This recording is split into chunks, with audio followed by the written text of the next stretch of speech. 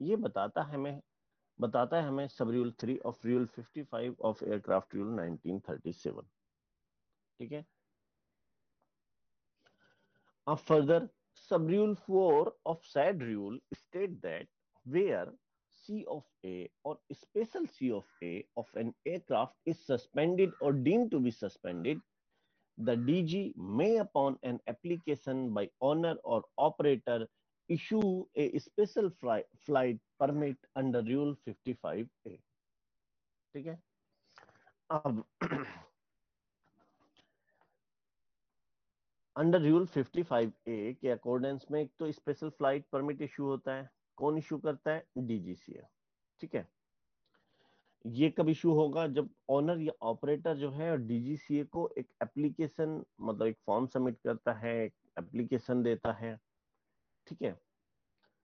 ये है आपका सब रूल 4 ऑफ सेड रूल, मतलब सब रूल 4 ऑफ रूल 55।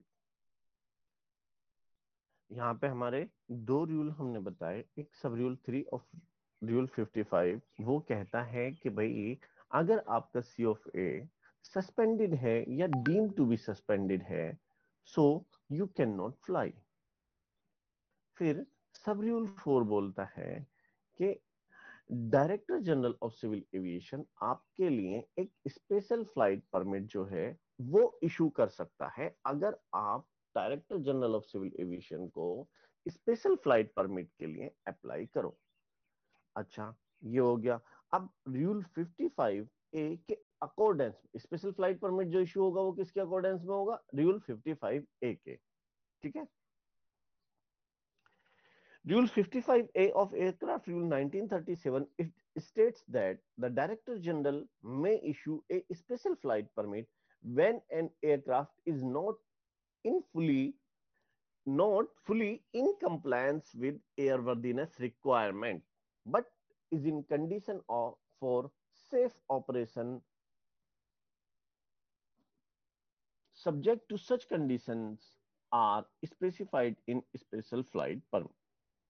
ये बात हमने कल भी की थी कि कोई कुछ भी इस तरह की सिचुएशन अगर अराइज होती है, ठीक है, उन दैट केस में Director general of civil Aviation जो है वो स्पेशल फ्लाइट परमिट इशू कर देता है। द ओनर और operator of an aircraft may apply to DGCA या DG for the issue of a special flight permit in respect of aircraft for any of the purpose as specified by DG. ठीक है। जैसा DGCA ने बताया है, जो जो जो सिचुएशन बताई है, उन सिचुएशन में they can apply for special flight permit. आगे इन्होंने स्पेसिफाई की हैं वो सिचुएशन भी कौन कौन सी हैं। This part of car lay down the condition for issuance of special flight permit in respect of an aircraft with a suspended or deemed to be suspended or invalid C of A which may be permitted to undertake flight। ठीक है। मतलब वही है जैसा हमारा subject है, subject बता रहा है कि ये पार्ट जो है कार का, ये पर्टिकुलरली कौन सी सिचुएशन होंगी, कब जो है आपका स्पेशल फ्लाइट परमिट इशू किया जा सकता है, उनके बारे में बात करता है। This car is issued under the provision of rule 133A of aircraft rule 1937। इससे हम लोग भली भांति परिचित हैं, भली भांति वाकिफ हैं कि मतलब ये कार जो है हमारा वो आपका rule 133A of aircraft rule 1937 के अकॉर्डेंस में इशू हुआ है। Definition as per rule 3 of aircraft rule 1937। ठीक है। अब ये 51 का सी, स्पेशल फ्लाइट परमिट का मतलब, या उसे अगर डिफाइन किया जाए, स्पेशल फ्लाइट परमिट आपका क्या है? Means a document issued by DG to an aircraft which does not meet the condition of airworthiness as defined in clause 1GA but is in condition for safe operation subject to limitation as may be specified therein। मतलब आपका एक document होता है special flight permit जो कि DG से issue करता है किसी एयरक्राफ्ट के लिए। ठीक है। कौन से एयरक्राफ्ट के लिए? उस एयरक्राफ्ट के लिए जो एयरवर्दीनेस कंडीशंस को मीट नहीं कर रहा है, मतलब जो मिनिमम एयरवर्दीनेस कंडीशन एयरक्राफ्ट की होनी चाहिए फ्लाई करने के लिए या सीओफए इशू करने के लिए, उन्हें मीट नहीं कर रहा है, बट कंडीशन ऐसी है that in condition for safe operation subject to limitation. अब वहां पे वो जो लिमिटेशन लगाते हैं that passenger should not be on board, ठीक है, ये लोग परमिट हैं, ठीक है, authorise person appropriately licence engineer should be there, ठीक है। तो जो लिमिटेशन जो है वो लगाई जाएंगी, जो वहां पे मेंशन होंगी स्पेशल फ्लाइट परमिट में, उनके अकॉर्डेंस में एयरक्राफ्ट जो है आपका फ्लाई कर सकता है। ये स्पेशल फ्लाइट परमिट का डेफिनेशन है। Airworthy means the status of an aircraft engine, propeller, or part when it conforms to its approved design and is in condition of safe operation in accordance with norms specified by DG। Airworthiness से या एयरवर्दी condition से हम लोग भली भांति मतलब वाकिफ हैं कि भाई एयरवर्दी का मतलब क्या है। आपका status of aircraft engine, propeller या और part when it conform to its approved design and is in condition of safe operation, तो उसे हम क्या बोलते हैं कि ये हमारा एयरवर्दी कंडीशन में है। ठीक है गाइस, कोई doubt, any question? No sir. Okay, then paragraph number 3, condition for the issuance of a special flight permit.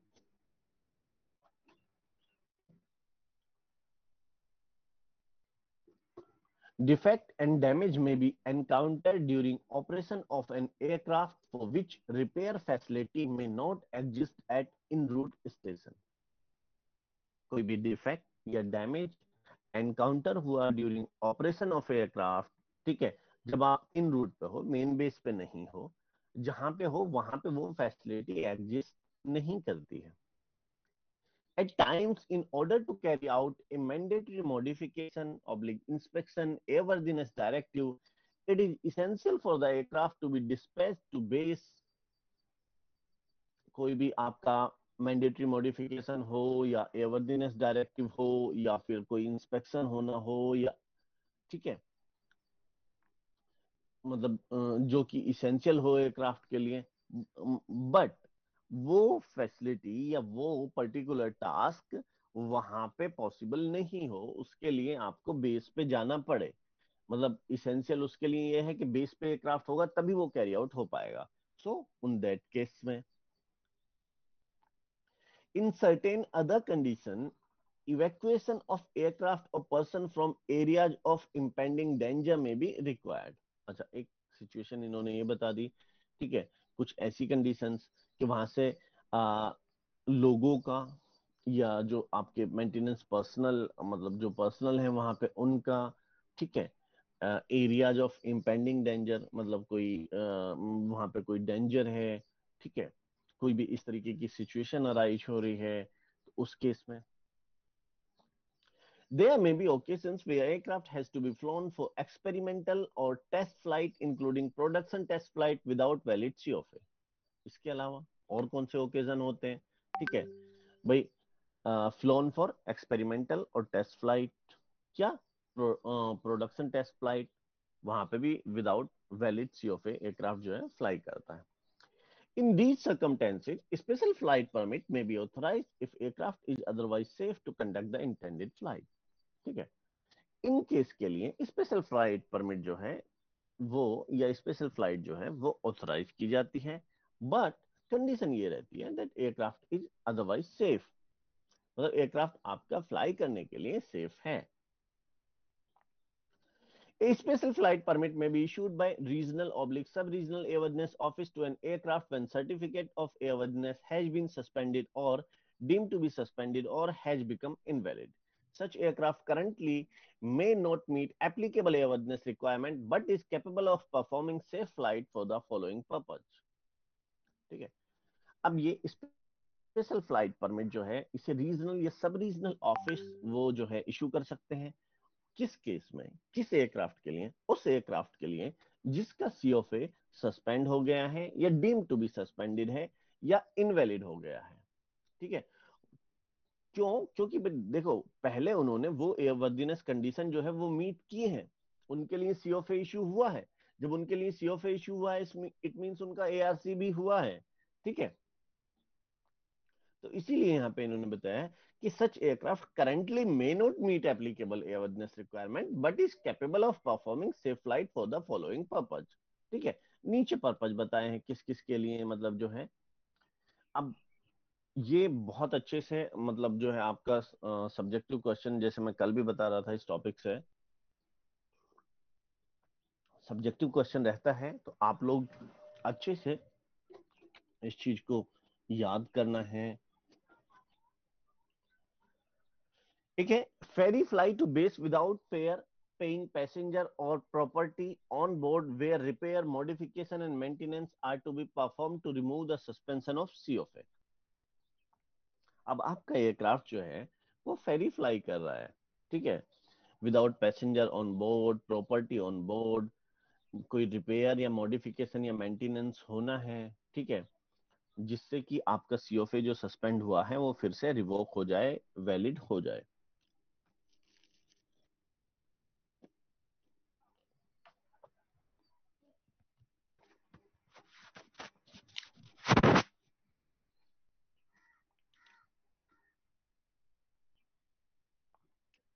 Test flight after modification oblique repair during a process of applying for a supplementary type certificate।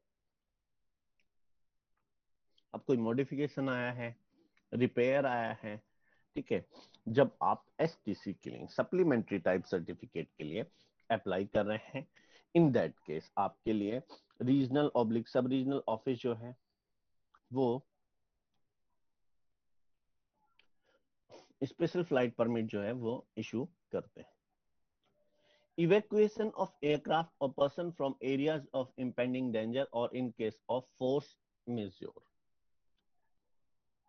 मतलब impending danger या force majeure, मतलब कोई भी natural calamity है, भूकंप है, मतलब earthquake या इस तरीके का कोई भी इस तरीके की सिचुएशन है, ठीक है, जहां पे एयरक्राफ्ट का या वहां पे जो लोग हैं उनका इवैक्यूएशन होना जरूरी है, ठीक है, जो उनके लिए मतलब एक इम्पेंडिंग डेंजर है।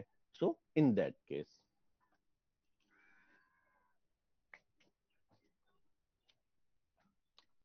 ferry fly to a point of temporary oblique permanent storage। यह एयरक्राफ्ट आपके टेम्परेरी या परमानेंट स्टोरेज के लिए, ठीक है, कि भाई अब ये हम इसे स्टोर करेंगे, अब हमारा इसका काम नहीं है, ठीक है, तो उसके लिए आपका स्पेशल फ्लाइट परमिट जो है वो इशू कर दिया जाता है।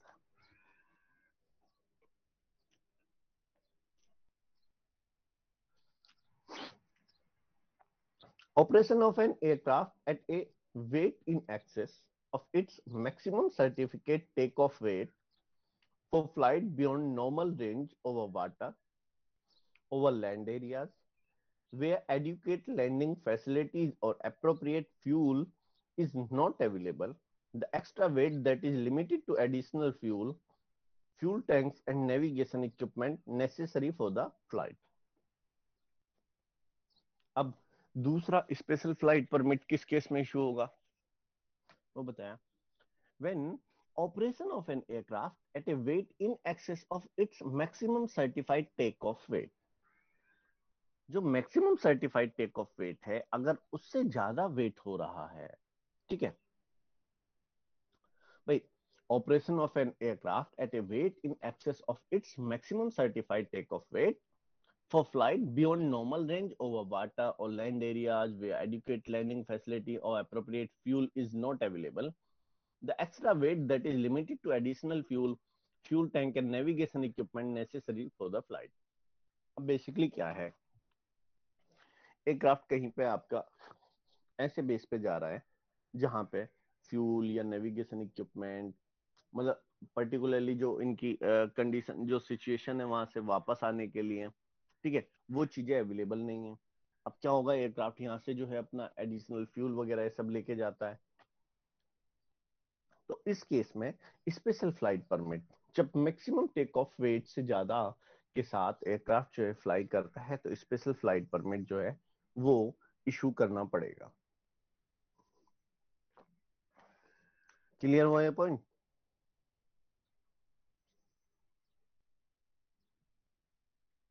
सर रिपीट कर दीजिए एक बार। ये बता रहा बेटा, देखिए अब जैसे क्या है, कोई एयरक्राफ्ट यहाँ से आपका फ्लाई कर रहा है किसी डाउन साउथ में या कहीं पे भी, पर्टिकुलरली किसी रिमोट एरियाज में, ठीक है। अब वहां पे फ्लाई तो कर लिए, वहां पे पहुंच गए, और वहां पे जाने के बाद आपको फ्यूल वगैरह या ये सब फैसिलिटी जो है अगर वो नहीं मिलेगी, तो इन दैट केस ये एयरक्राफ्ट जो है अपना यहाँ से फ्यूल, है ना, और जो भी मिनिमम रिक्वायरमेंट है जैसे नेविगेशनल इक्विपमेंट, मतलब जो इन्होंने यहाँ पे एक्सप्लेन किया है, इसके अलावा भी बहुत सारी चीजें होती है, ठीक है, वो सब लेके फ्लाई कर रहा है। बट अब कंडीशन एक क्या है कि भाई जनरली फ्लाई कर रहा है, मतलब मैक्सिमम टेक ऑफ वेट जो है उसका रेंज में तो कोई इशू ही नहीं है। लेकिन अगर मैक्सिमम टेक ऑफ वेट जो है एक्सेस हो गया, और वो कितना एक्सेस हो सकता है, वो सिर्फ वही एक्सेस हो सकता है जो कि आपका extra weight that is limited to additional fuel, fuel tank and navigational equipment, उसके बराबर, मतलब सिर्फ इनका वेट हो। ऐसा नहीं कि आपने और भी मतलब पेलोड वगैरह जो है वो उस तरीके से बढ़ा लिया। तो इस केस में स्पेशल फ्लाइट परमिट जो है वो इशू करना होगा, ठीक है। Yes sir. सर लेकिन इस कंडीशन में सर उनका जो सी ऑफ ए होगा तो वो तो सस्पेंड ही होगा ना। नहीं बेटा, सस्पेंड नहीं। अब देखिए क्या है, मैक्सिमम टेक ऑफ मास, ठीक है, आपका एक्सेस हो रहा है ना, तो एयरक्राफ्ट को फ्लाई करने के लिए परमिट नहीं मिलेगा, है ना। बट एक स्पेशल फ्लाइट परमिट जो है वो इसलिए इशू करा रहे हैं कि भाई ये सिचुएशन है इस तरीके से, अब अगर हम दूसरा एयरक्राफ्ट वहां पे लेके जाएंगे तो उसमें कॉस्ट आएगा, ठीक है। तो बेसिकली मतलब जो है हमें इतना जो ये एक मतलब रेंज के अंदर है, अलाउेबल लिमिट के अंदर है, ठीक है, ये सेफ ऑपरेशन हो सकता है, डीजीसी देखेगा तो एक स्पेशल फ्लाइट परमिट जो है वो इशू कर देगा। बाकी यहाँ पे सस्पेंडेड सीओफए की बात नहीं है, यहाँ पे तो पर्टिकुलर एक इस तरीके की सिचुएशन अराइज हो रही है, उसकी बात कर रहे लेकिन सर ये जो होता है स्पेशल परमिट तो जब इश्यू होता है जब sir C of A suspend होता है। हैं। सर ये जो स्पेशल परमिट जो आप बता रहे हो ये तो सर जब इश्यू होता है ना जब सी ऑफ ए हमारा सस्पेंडेड होता है। हाँ, जब सीओफए सस्पेंड, देखो अब नाम देखो ना इसका क्या है, ये स्पेशल ओकेशन के लिए है, ये आपका स्पेशल ओकेशन के लिए है। अब मैक्सिमम टेक ऑफ मास जब आपका एक्सेस में हो जा रहा है तो आपका एयरक्राफ्ट तो फ्लाई नहीं कर सकता है ना, अगर वो रेंज से बाहर जा रहा है, तो उसके लिए फिर इन्होंने स्पेशल फ्लाइट परमिट लिया है। Okay sir. एक स्पेशल ओकेशन ही तो हो रहा है ये भी भाई। सर हम ये पूछ रहे थे कि मतलब इस कंडीशन में उसका जो है सी ऑफ ए सस्पेंड है या नहीं ये पूछ रहे हैं आपसे। बेटा वही मैं कह रहा हूं, इसमें देखिए जब आपका मैक्सिमम टेक ऑफ, यहाँ पे सीओफए सस्पेंड की कोई बात ही नहीं है, ठीक है। वो टेक ऑफ मास उन्होंने अलाउेबल, मतलब जो पर्टिकुलरली जो एडिशनल फ्यूल वगैरह है वो वहां पे जाएंगे, ठीक है। वो आपका मतलब उतना डिमिनिश हो जाएगा फ्लाइट के टाइम पर उतना फ्यूल, तो बेसिकली क्या है जो उसका टेक ऑफ वेट जो है, सॉरी लैंडिंग वेट जो रहेगा, लैंडिंग वेट तो लगभग अलाउेबल रेंज में आ जाएगा, ठीक है। तो यहाँ पे सीओफए सस्पेंशन की बात नहीं हो रही है, ये एक स्पेशल ओकेशन हो रहा है। Okay sir.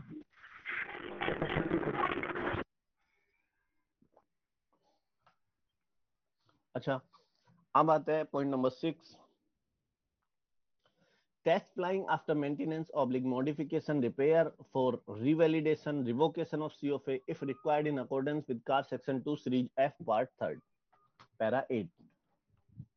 भाई अगर टेस्ट फ्लाइट की रिक्वायरमेंट पड़ी, ठीक है, उसके लिए स्पेशल फ्लाइट परमिट जो है वो इशू होता है। ये टेस्ट फ्लाइट होगी आपकी F पार्ट 3 के अकॉर्डेंस में।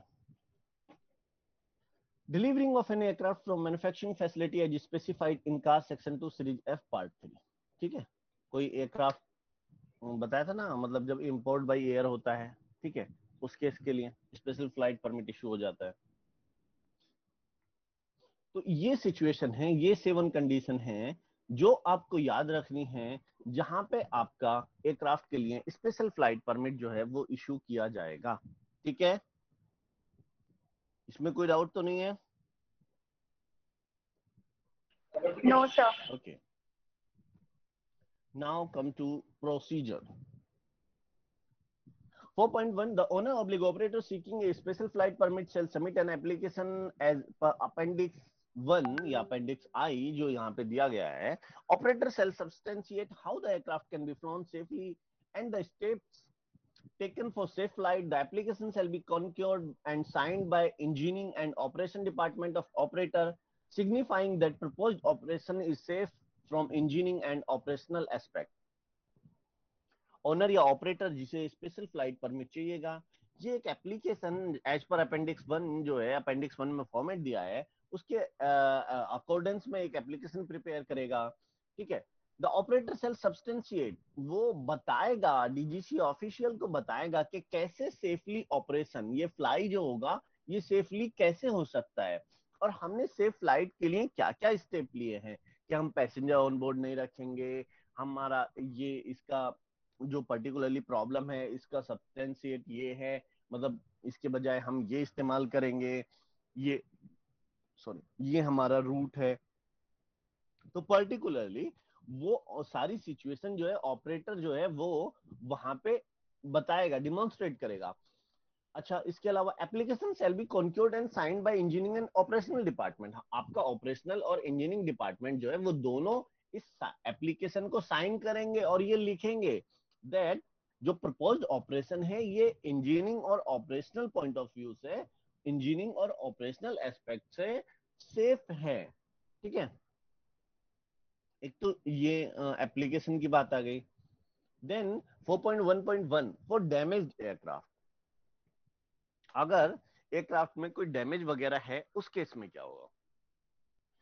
The application shall be submitted to local regional airworthiness oblique sub-regional office under whose jurisdiction the aircraft has sustained damage and will be accompanied by a report covering assessment of defect and extent of damage sustained.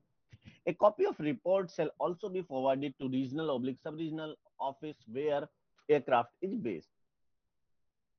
अब अगर aircraft के अंदर कोई damage या defect आया है तो उस केस में जो लोकल रीजनल एयरवर्दनेस ऑफिस होगा या सब रीजनल एयरवर्दनेस ऑफिस होगा, ठीक है, जहां पे एयरक्राफ्ट जो है पर्टिकुलरली जो डिफेक्ट जो है वो सस्टेन हुआ है या डैमेज जो है वो सस्टेन हुआ है, ठीक है, और उस एप्लीकेशन के साथ एक report covering assessment of defect, extent of damage, भाई पर्टिकुलरली इस डिफेक्ट से क्या क्या नुकसान हुआ, किसे किसे इसने अफेक्ट किया, ठीक है, कितना डैमेज हुआ है, ये सारी रिपोर्ट। अच्छा, इसके अलावा जहां एयरक्राफ्ट का मेन बेस होगा वहां पे भी आपका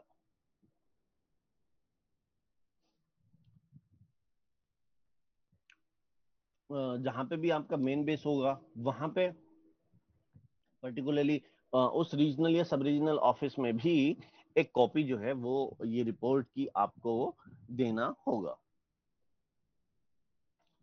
In case the aircraft sustained damage oblique defect outside the country, application for special flight permit shall be submitted to office where aircraft is based.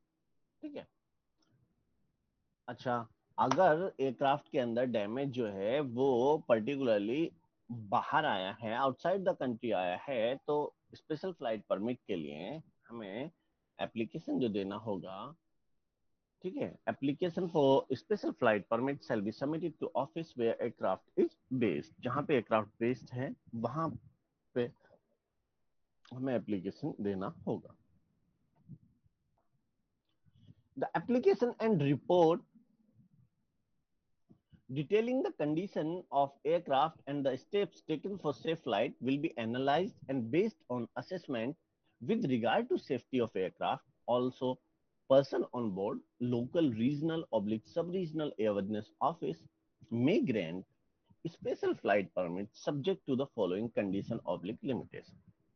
अब जैसे आपका एप्लीकेशन आया, रिपोर्ट आई, ठीक है, जिसमें डिटेल कंडीशनिंग है एयरक्राफ्ट की, क्या क्या स्टेप आपने लिए हैं सेफ फ्लाइट के लिए, इन्हें एनालाइज किया जाएगा, इनके असेसमेंट के बेस पे, ठीक है, एयरक्राफ्ट की और लोगों की सेफ्टी को ध्यान में रखते हुए लोकल, रीजनल और सब रीजनल ऑफिस जो है, एयरवर्दीनेस ऑफिस, वो आपको स्पेशल फ्लाइट परमिट जो है वो इशू कर सकता है इन लिमिटेशन के साथ। अब यहाँ पे ऐसा नहीं कंपलसरी, अगर उन्हें लगेगा कि नहीं ये सेफ नहीं है तो वो नहीं करेंगे, ठीक है। अगर करेंगे तो इन लिमिटेशन के साथ करेंगे। A copy of special flight permit shall be carried on board the aircraft when operating under its special flight permit. Same वही जैसे सीओफए का केस होता है भाई, स्पेशल फ्लाइट परमिट के साथ आप फ्लाई कर रहे हो स्पेशल फ्लाइट परमिट के अकॉर्डेंस में, तो आप उसे ऑन बोर्ड रखेंगे। The registration mark assigned to aircraft shall be displayed on aircraft in conformity with the requirement as laid down in Aircraft Rule 1937 and CAR। भाई रजिस्ट्रेशन मार्किंग जो aircraft को assign हुई है वो प्रॉम्प्टली डिस्प्ले होनी चाहिए, ठीक है, एयरक्राफ्ट रूल और सीएआर की रिक्वायरमेंट के हिसाब से। पर्सन और property shall not be carried for compensate और हायर, ठीक है, कोई भी मतलब जैसे पैसेंजर या प्रॉपर्टी ये सब जो है मतलब उसके अंदर ना हो। No person shall be carried on aircraft unless that person is essential to the purpose of flight and has been advised of contents of permits and the airworthiness status of aircraft। ठीक है, कोई भी person on board नहीं होना चाहिए unless वो लोग essential हो, मतलब आपके क्रू है, आपका फ्लाइट इंजीनियर है, ठीक है। अच्छा, इसके साथ साथ कंटेंट ऑफ परमिट जो है कि भाई हम इस केस में इस एयरक्राफ्ट पे बेसिकली जो है मतलब ये कंडीशन अराइज हुई है, वो उसे समराइज करना जरूरी है, एयरवर्दीनेस स्टेटस बताना उसे जरूरी है, ठीक है। The aircraft shall be operated only by flight crew members who are aware of the purpose of flight and any limitation imposed and who hold appropriate license issued or validated by DGCA। अब ये aircraft जो operate हो, ये flight crew member वही जो aware हो, ठीक है, इस फ्लाइट के पर्पज से कि भाई ये किस लिए जा रहा है, ठीक है, और जो लिमिटेशन इस पे लगाए गए हैं उन लिमिटेशन से, ठीक है। और मतलब भाई ये तो जाहिर सी बात है, हम सब लोग अच्छे से अवेयर ही है कि एयरक्राफ्ट को फ्लाई तो जो लोग अप्रोप्रिएटली लाइसेंस हैं या जिनके लिए लाइसेंस इशू किया गया है या वैलिडेट किया गया है डीसी के द्वारा, वही लोग फ्लाई कर सकते हैं। All flight shall be conducted so as to avoid areas where flight might create hazardous exposure to a person or property। अब ये फ्लाइट जो है ये बेसिकली ऐसे एरिया जहां पे ये मतलब किसी चीज को, पर्सन को, प्रॉपर्टी को, ठीक है, कोई भी हजार्डस एक्सपोजर हो सकता है, मतलब वहां पे दिक्कत हो सकती है, ठीक है, तो इस तरीके की फ्लाइट जो है हमें कंडक्ट नहीं करनी होती है। All flights shall be conducted within performance operating limitation prescribed in aircraft flight manual and any additional limitation prescribed for the particular flight। अब जो भाई एएफएम के अकॉर्डेंस में आपको फ्लाई करना होता है, इसके अलावा कोई एडिशनल लिमिटेशन जो है अगर वो प्रेस्क्राइब की गई है पर्टिकुलर फ्लाइट के लिए तो वो आपको फॉलो करनी है। Flight shall be conducted with in period of validity of permit, ठीक है। अब जब से आपकी जो स्पेशल फ्लाइट परमिट जो है उसकी जो वैलिडिटी है उसके अंदर अंदर ही आपको वो फ्लाइट जो है कंडक्ट करनी है।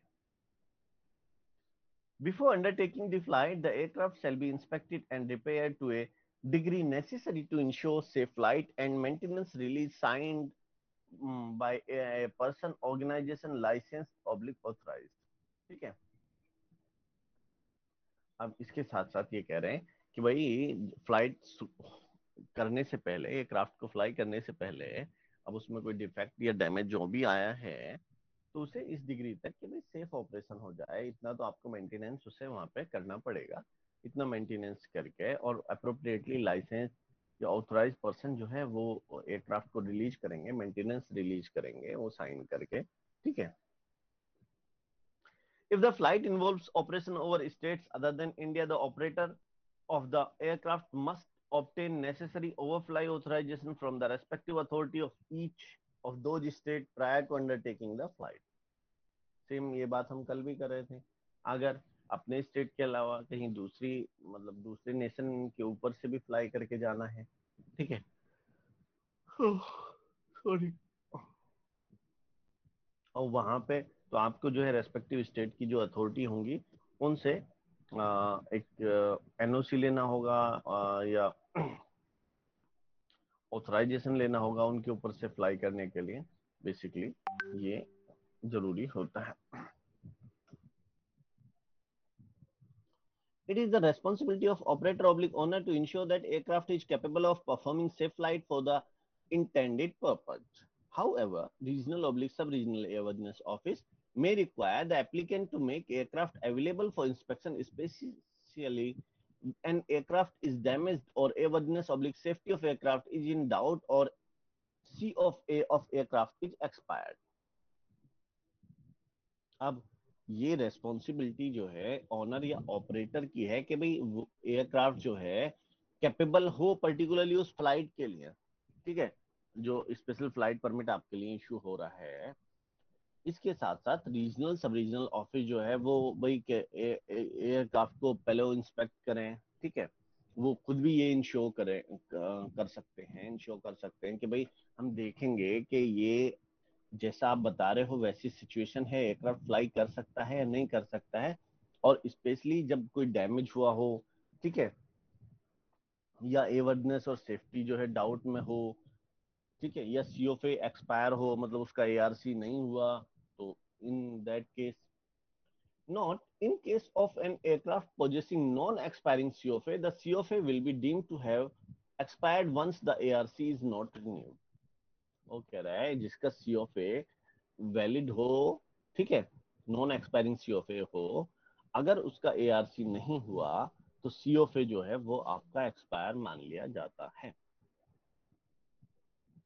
If the damage is sustained or ascertained when aircraft is in territory of another contracting state, the authority of other contracting state shall be entitled to prevent the aircraft from resuming its flight on the condition that they shall advise DGCA immediately, communicating to it all detail necessary to formulate the judgment necessary for ascertaining the nature of damage and its effect on airworthiness and safety. अब aircraft आपका कहीं बाहर contracting state में, ठीक है, किसी दूसरे nation में, तो वहां की अथॉरिटी के पास फुल पावर है आपके एयरक्राफ्ट को फ्लाइट से रिज्यूम करने के लिए, मतलब कि भाई हम नहीं देंगे, क्यों, अगर उन्हें सेफ नहीं लगता. बट उस सिचुएशन में, उस केस में उन्हें जो भी मतलब कम्युनिकेट करना होगा, डीजीसीए को बताना होगा कि भाई क्या क्या सिचुएशन है, किस सिचुएशन में हम इसे फ्लाई नहीं करने दे रहे, वो सारी नेसेसरी डिटेल जो है वो इन्हें देनी होगी, ठीक है, जिससे मतलब जो अवेयरनेस और सेफ्टी को अफेक्ट कर रही हो. When the DGCA considered that damage is of a nature such that the aircraft is no longer airworthy, it shall prohibit the aircraft from resuming flight until it is restored to airworthy condition. ठीक है, अब जब वो DGCA को बता देंगे, DGCA जो है फिर इसे मतलब फ्लाइट से प्रोहिबिट कर देगा जब तक कि आप इसे फिर से एयरवर्दी कंडीशन में ना ले आओ, कि भाई एटलीस्ट उस कंडीशन में आए. The DGCA may, however, in exceptional circumstances, prescribe particular limiting condition to permit the aircraft to undertake a non-commercial operation to an aerodrome at which it will be restored to an airworthy condition. ठीक है, अब DGCA कुछ exceptional case में या circumstances में ये भी prescribe कर सकता है, ठीक है, कि भाई ये लिमिटेशन है पर्टिकुलरली, ठीक है, इन लिमिटेशन के साथ ये नॉन कॉमर्शियल ऑपरेशन है, ठीक है, एरोड्रोम पे यहाँ पे मतलब जा सकते हैं. In prescribed particular condition, the DGCA shall consider all limitation proposed by contracting state that had originally, in accordance with para 4.5, prevented the aircraft from resuming its flight. DGCA shall permit such flight or flight within prescribed limitation. अब basically फिर क्या है, DGCA वो उन्हें explain करेगा, नहीं भाई कि ये लिमिटेशन के साथ जो है हम इन्हें परमिट कर रहे हैं, ये सिचुएशन है, तो वो अगर एग्री हो जाएंगे तो तब जो है वो आपका फ्लाई कर सकता है। When DGC consider that damage is of its nature such that aircraft is still airworthy, aircraft shall be allowed to resume flight। ठीक है, अगर आपका डिफेक्ट या डैमेज जो है वो इस तरीके का, इस नेचर का है कि एयरक्राफ्ट को फ्लाइट के लिए अलाउ कर सकते हैं, तो वो upon completion of flight, the operator will render a report to regional/sub-regional airworthiness office where aircraft is based, and a copy forward to the authority who had issued the special flight permit, which shall include। ठीक है, एक तो ये flight complete होने के बाद operator जो एक रिपोर्ट रीजनल और सब रीजनल एयरवर्दीनेस ऑफिस को देगा, जहां पे एयरक्राफ्ट जो है बेस है, और जिन्होंने जो है, जिस अथॉरिटी ने जो है स्पेशल फ्लाइट परमिट इशू किया है, उस रिपोर्ट के अंदर क्या क्या होगा। Any abnormality encounter during flight, कोई भी एबनॉर्मलिटी अगर फ्लाइट के दौरान हुई है। Action taken at base to render aircraft airworthy, aircraft को एयरवर्दी कंडीशन में लाने के लिए क्या एक्शन लिया गया है। Result of production test flight, ठीक है, अगर प्रोडक्शन टेस्ट फ्लाइट है तो उसके लिए उसका क्या रिजल्ट रहा। Any other information regarding the flight as deem necessary, कोई और इंफॉर्मेशन ऐसी जो अराइज हुई हो उसके लिए। Notwithstanding the above, the regional/sub-regional airworthiness office may refuse to grant permit to any flight if there is a reasonable doubt that such flight may jeopardize the safety of aircraft or person on board। ठीक है, अब इन सारी condition के साथ जो regional सब regional office जो है वो भाई आपको ये परमिट देने के लिए मना भी कर सकते हैं। जैसे मैंने बताया कि अगर उन्हें लगता है कि ये जो सेफ नहीं है, सो दे कैन डिफर, वो दे कैन रिफ्यूज, वो मना कर सकते हैं, वो कोई बड़ी बात नहीं है।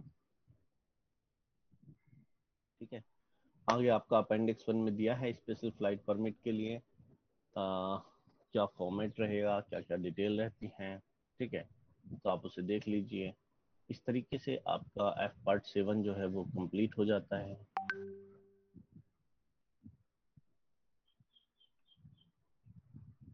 उसके बाद है आपका एफ पार्ट 13।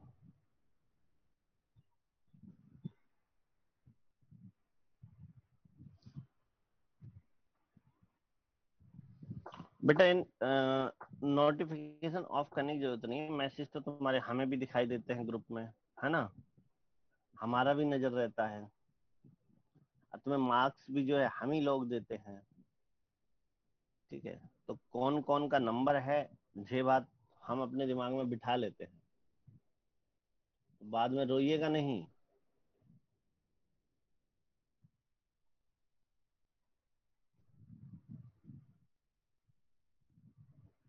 हम तो हर ग्रुप का ही बात कर रहे हैं, समझ रहे हैं ना guys. Yes sir. Yes, sir. जैसे कुछ लोगों को आज मजा भी नहीं आ रहा। Okay, now come to the F part 13। Subject है airworthiness requirements for gliders. Glider के लिए airworthiness requirement, applicability. This car lays down the requirement for issue of C of A and issue/extension of ARC for gliders, for maintaining gliders in continued state of airworthiness. The operator/organization engaged in maintenance, overall inspection, repair of gliders and glider component shall be responsible for maintaining the glider in airworthy condition। वो कह रहा है glider की बात कर रहा है। इस पार्ट में ग्लाइडर के लिए सीओफए जो इशू होगा या उसका एक्सटेंशन होगा या एआरसी इशू होगा, एआरसी का एक्सटेंशन होगा। ठीक है ना, पर्टिकुलरली ग्लाइडर को एयरवर्दीनेस कंडीशन में, एयरवर्दीनेस स्टेट में मेंटेन करने के लिए उसके लिए क्या क्या रिक्वायरमेंट्स हैं, क्या प्रोसीजर रहेगा, उनकी बात करता है। और ये ऑपरेटर और ऑर्गेनाइजेशन जो इनके मेंटेनेंस में, ओवरऑल में, इंस्पेक्शन में, रिपेयर में, किसके, ग्लाइडर के या कंपोनेंट के, ठीक है, इंगेज हैं, उन लोगों की रेस्पॉन्सिबिलिटी है। Now point 2 paragraph 2, the definition, the glider component means any part, or glider's component means any part the soundness and correct functioning of which when fitted to glider is essential to continued airworthiness और safety of the glider। जैसे aircraft component की definition थी ना, ठीक है, वैसे ही मतलब ये डेफिनेशन है। आप लोग इसे मेजर डैमेज हम लोग अच्छे से जानते हैं। ग्लाइडर कंपोनेंट में मतलब कोई भी पार्ट जिसकी साउंडनेस एंड करेक्ट फंक्शनिंग मतलब कंपलसरी हो, ठीक है। ग्लाइडर के अंदर ग्लाइडर की कंटिन्यूड एयरवर्दीनेस के लिए, सेफ्टी के लिए ग्लाइडर की जिसकी साउंडनेस और करेक्ट फंक्शनिंग, साउंडनेस का मतलब प्रॉपर प्रॉपर फिटेड कंडीशन में, मतलब लाइक जो स्टैंडर्ड जिसमें मैन्युफैक्चरर ने मतलब फिट किया था वो सिचुएशन, वो कंडीशन है ना। मेजर डिफेक्ट, मेजर डैमेज आप लोग जानते ही हैं। मेजर डैमेज क्या होता है, जानते हैं नहीं जानते? जानते हैं सर। हाँ जी, आप लोग सब जानते हैं। Major damage means any damage to a glider और glider component which may affect safety of the glider और द पर्सन ऑन बोर्ड, ठीक है। ये मेजर डैमेज में आ जाएगा ग्लाइडर के केस में। मेजर डिफेक्ट की बात करें तो major defect means any fault, failure और malfunctioning ऑफ ए ग्लाइडर और glider component which affect safety of person on board, ठीक है। ये आपका डिफेक्ट हो जाएगा। कोई भी फॉल्ट हो, फेलियर हो या malfunctioning हो किसी ग्लाइडर की या ग्लाइडर कंपोनेंट की, ये डिफेक्ट में आ जाएगा। Certificate of compliance, certificate of compliance is a certification to the effect that all work on the glider has been performed in accordance with requirement specified by DG।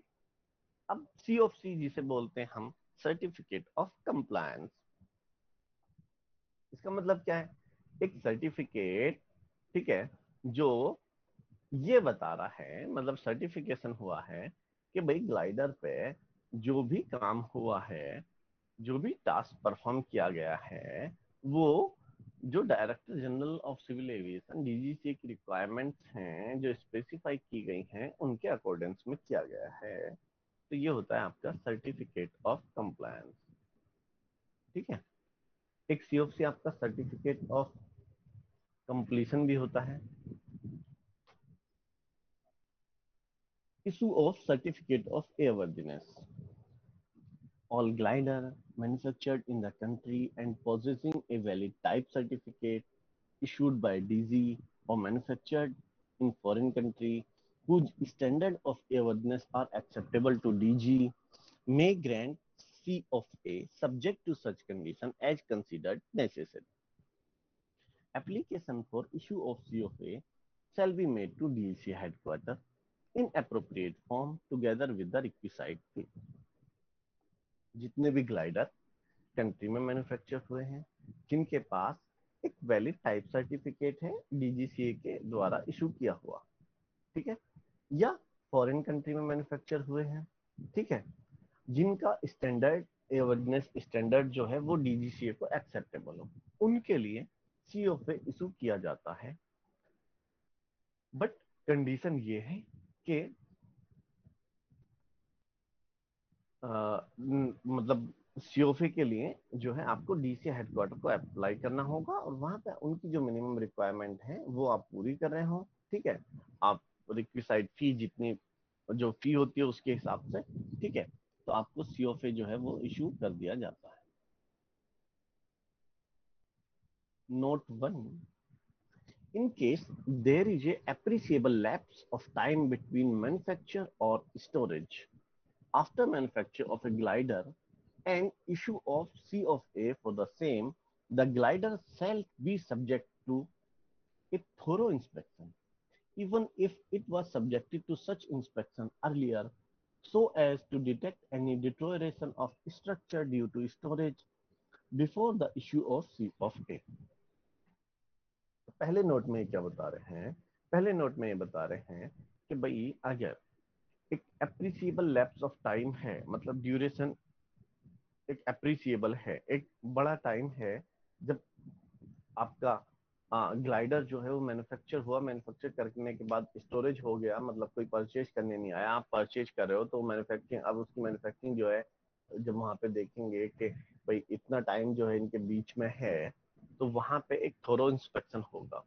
अब चाहे वो जब manufacture हुआ था, मैन्युफैक्चर के बाद जब आप स्टोरेज करने जा रहे थे तब भी थोरो इंस्पेक्शन हुआ हो, उससे मतलब नहीं है। आपका एक थोरोली इंस्पेक्शन होगा सीओफए इश्यू करने से पहले। Note 2. All wooden glider can continue in service up to 25 years. TSN, provided that they have been subject to a satisfactory 20-year inspection schedule. Certificate of airworthiness shall not be issued for a wooden glider having an age more than 25 years. TSN जानते हो क्या होता है?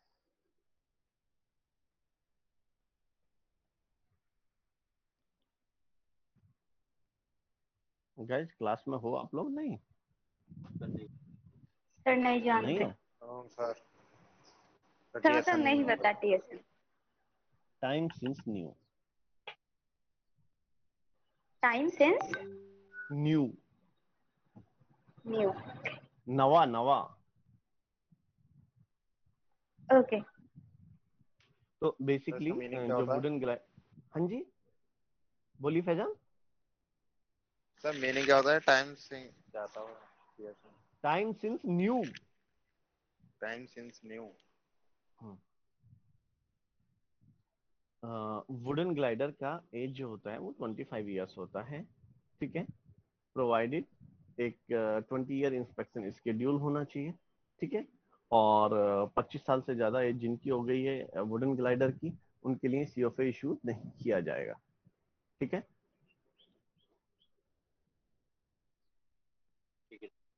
Now validity की बात करते हैं। Validity of सीओफए।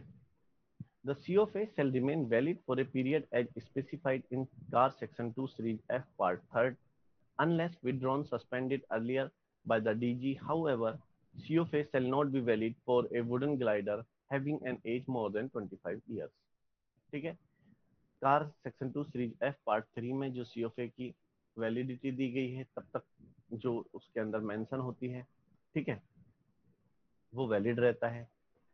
Unless अगर विड्रॉन किया गया, सस्पेंडेड किया गया है डीजी के द्वारा, ठीक है, या वुडन ग्लाइडर है जिनके 25 साल की एज हो गई, 25 ईयर्स की, तो उनके लिए जो है वो वैलिड नहीं रहता है। COFA of a glider shall deem to be suspended if glider is not inspected at approved intervals in accordance with approved maintenance program. भाई एएमपी के हिसाब से जैसे आप एयरक्राफ्ट का इंस्पेक्शन नहीं करते, अगर ग्लाइडर का नहीं किया गया तो आपका सस्पेंड मान लिया जाएगा। मैंडेटरी मॉडिफिकेशन इंस्पेक्शन अगर डीजी के द्वारा जो बोला गया है वो नहीं किया गया तो सस्पेंड मान लिया जाएगा।